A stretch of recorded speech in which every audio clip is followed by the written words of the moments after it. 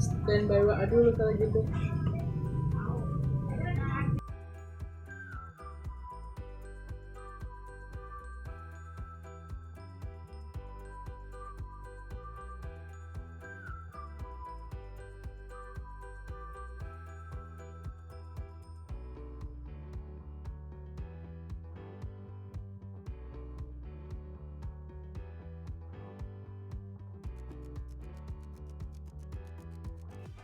Assalamualaikum semuanya. Hai, selamat datang di video pembelajaran biologi bersama Miss Diana.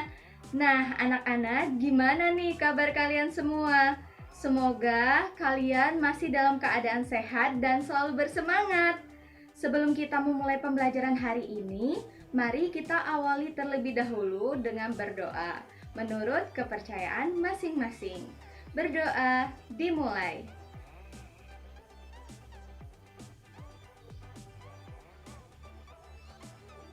Berdoa selesai. Semoga apa yang kita niatkan diberikan kelancaran, terutama dalam menuntut ilmu yang bermanfaat.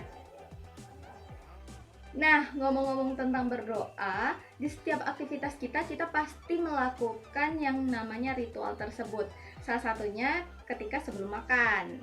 Tapi ada hal yang lebih penting loh yang harus kita lakukan sebelum makan itu. Kira-kira apa ya? Ada yang tahu jawabannya? Ya, benar. Sebelum makan, kita pasti melakukan yang namanya cuci tangan terlebih dahulu. Kira-kira untuk apa sih cuci tangan? Oke, benar. Cuci tangan itu biar bersih. Nah, tetapi kalau tangan kita itu nggak main lumpur atau main pasir, pastinya kan tetap bersih-bersih aja nih. Kira-kira maksud cuci tangan biar bersih itu bersih dari apa? Luar biasa cerdas sekali jawabannya. Kita mencuci tangan selain bersih dari kotoran, itu juga untuk membersihkan dari kuman penyakit. Nah, anak-anak, kira-kira ada yang tahu nggak sih asal kuman penyakit itu sebenarnya dari mana sih? Daripada bingung, mending kita perhatikan terlebih dahulu gambar berikut ini.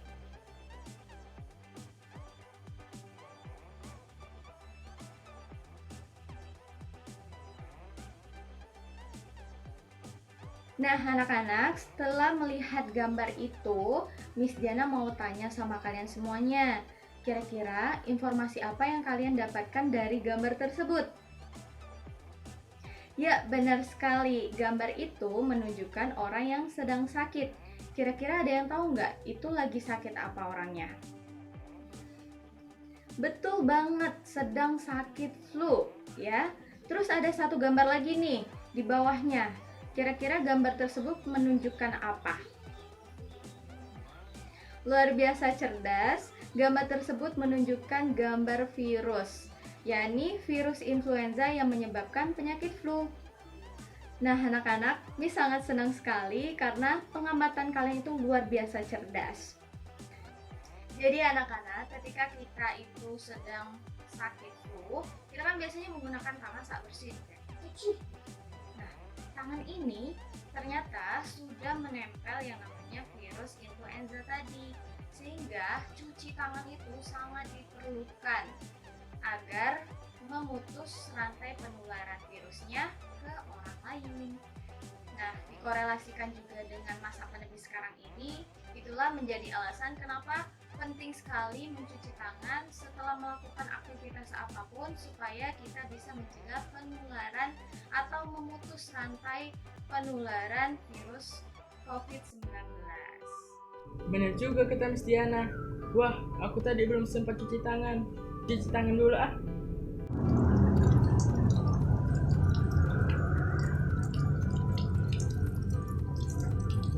Nah, sekarang tanganku udah bersih. Lanjut deh dengerin penjelasan Miss Diana. Anak-anak, setelah kita paham bersama tentang pentingnya mencuci tangan tadi dan dampaknya kalau kita tidak cuci tangan, Miss mau bertanya ke kalian semuanya, kira-kira hari ini kita mau belajar tentang apa sih? Yap, betul banget. Hari ini kita akan mempelajari tentang materi virus. Nah, sebelum masuk ke materi virus, Miss mau mengulas kembali pengetahuan kalian terkait materi minggu lalu yang udah kita pelajari bersama tentang klasifikasi makhluk hidup dalam 5 kingdom menurut Whittaker.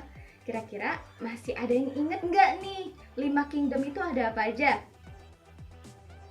Oke, luar biasa. Yang pertama ada kingdom Monera, kedua ada kingdom Protista, yang ketiga ada kingdom Fungi, keempat kingdom Plante, dan kelima kingdom Animalia. Wow, ternyata kalian masih ingat semuanya ya. Terus, kira-kira virus itu masuk kingdom yang mana, Miss? Kok nggak ada di 5 kingdom ini? Jadi, untuk virus, dia tidak termasuk dalam kingdom manapun. Karena virus itu dikategorikan sebagai makhluk peralihan. Makhluk peralihan itu gimana sih, Miss? Duh, kok malah tambah bingung ya? Nah, penjelasannya akan Miss bahas nanti di bagian ciri-ciri virus. Menarik dan membuat penasaran bukan materi tentang virus ini? Makanya simak dan tonton terus materi ini sampai selesai. Nah, anak-anak, seperti materi-materi kita sebelumnya, untuk materi virus ini kalian juga diharapkan dapat mencapai kompetensi dasar 3.4, yaitu menganalisis struktur, replikasi, dan peran virus dalam kehidupan. Adapun indikator pencapaian kompetensi materi virus ini terdiri dari 4, meliputi yang pertama, mengidentifikasi ciri-ciri virus, yang kedua, mendeskripsikan struktur virus, yang ketiga, menjelaskan tahapan-tahapan replikasi virus, dan yang keempat, menjelaskan peranan virus dalam kehidupan. Kemudian, untuk tujuan pembelajaran materi virus terdiri atas 3 aspek, yakni kognitif, afektif, dan psikomotorik. Adapun untuk aspek kognitif meliputi yang pertama, setelah menerima pembelajaran dengan menerapkan model direct instruction, diharapkan peserta didik dapat mengidentifikasi minimal 4 ciri-ciri virus dengan tepat dan benar berdasarkan pengamatan gambar.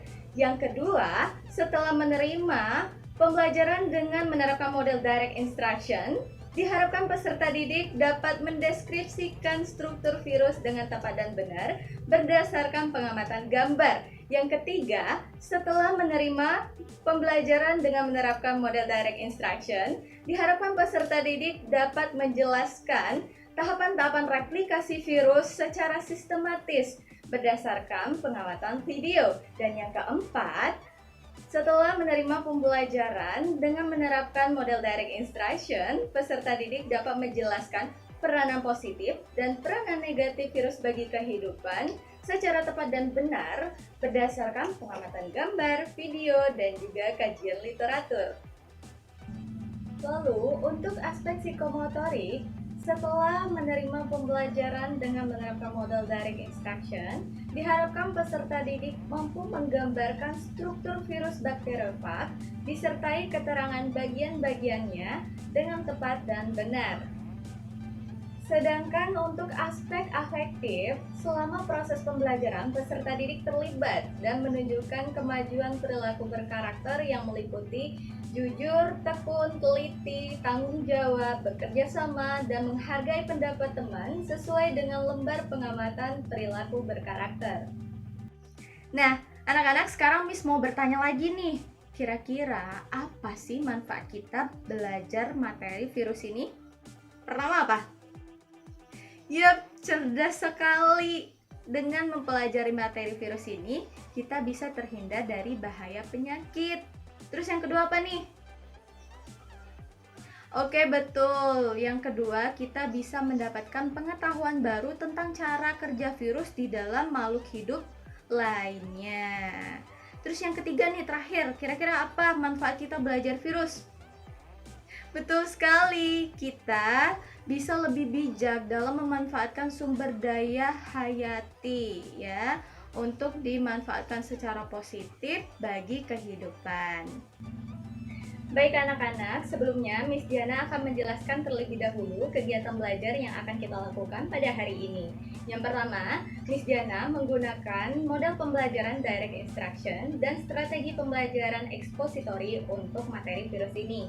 Yang kedua, Miss Diana telah membagi kalian menjadi beberapa kelompok dan untuk daftar kelompoknya dapat kalian download pada dokumen yang Miss kirim di grup WhatsApp. Yang ketiga, Miss Diana juga telah menyiapkan LKPD untuk kalian kerjakan secara berkelompok dan dapat kalian download pada dokumen yang Miss kirim pada grup WhatsApp. Dan yang keempat, untuk materi esensial secara keseluruhan akan Miss jelaskan terlebih dahulu. Kemudian untuk pertanyaan dan juga diskusi bakal kita lanjutin di forum grup WhatsApp. Dokumen kelompok dan LKPD. Oh, ini dokumennya. Oke, klik download dulu. Wah, ternyata aku satu kelompok dan Putra. Hubungin dia dulu deh.